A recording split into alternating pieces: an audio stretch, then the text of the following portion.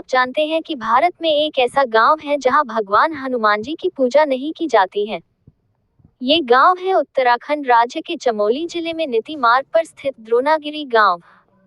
ये वही गांव है जहां से हनुमान जी त्रेता युग में लक्ष्मण के प्राणों की रक्षा करने के लिए द्रोणागिरी पर्वत को उठाकर लंका ले गए थे।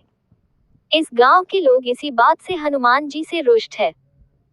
जब मेघनाथ तथा लक्ष्मण का भीषण युद्ध चल रहा था तो उस समय मेघनाथ ने शक्ति बाण की सहायता से लक्ष्मण को मूर्छित कर दिया था। इसका प्रहार इतना ज्यादा तेज था कि लक्ष्मण को बचाना लगभग असंभव था। ऐसे समय में लंका के राजवैद्य सुषेण की सहायता ली गई। उन्होंने इसका उपाय केवल एक बूटी बताया जो थी संजीवनी बूटी। इस बूटी में इतनी शक्ति थी कि वह मरणासन व्यक्ति को भी जीवित कर सकती थी, अर्थात जिस व्यक्ति के अभी तक प्राण न निकले हो लेकिन वह कुछ ही पल का मेहमान हो तो उस व्यक्ति के प्राण ये बूटी बचा सकती थी। इस कार्य को करने के लिए समय बहुत कम था तथा सूर्योदय से पहले पहले संजीवनी बूटी का लाना आवश्यक था। इस काम को केवल हनुमान जी ही कर सकते थे। इसलिए सुषेण वैद्य ने उन्हें संजीवनी बूटी का पता बताया तथा बताया कि वह कैसी दिखती है। बूटी के स्थान का पता करके हनुमान जी संजीवनी बूटी लेने हिमालय के लिए निकल पड़े।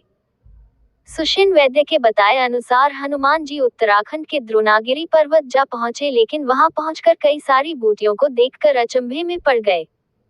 सुषेण वैद्य ने उन्हें बताया था कि संजीवनी बूटी में से प्रकाश निकलता है, लेकिन वहां कई बूटियां ऐसी थी जिनमें से प्रकाश निकल रहा था।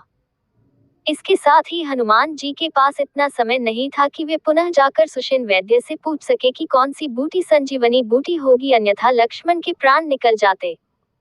ऐसे समय में हनुमान ने अपनी बुद्धिमत्ता से काम लिया तथा अपना शरीर पर्वत से भी विशालकाय कर लिया।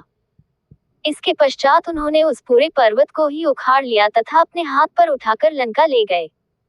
उसके बाद सुषेण वैद्य ने संजीवनी बूटी से लक्ष्मण का उपचार किया जिससे उनके प्राण बच गए।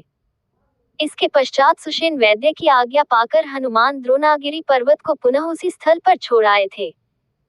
हनुमान जी के द्वारा संजीवनी बूटी के लिए पूरे द्रोणागिरी पर्वत को उठाकर ले जाने से द्रोणागिरी गांव के लोग आज तक रुष्ट हैं। इसलिए वहां हनुमान जी का एक भी मंदिर नहीं है। साथ ही वहां लाल रंग का झंडा लगाना भी वर्जित है।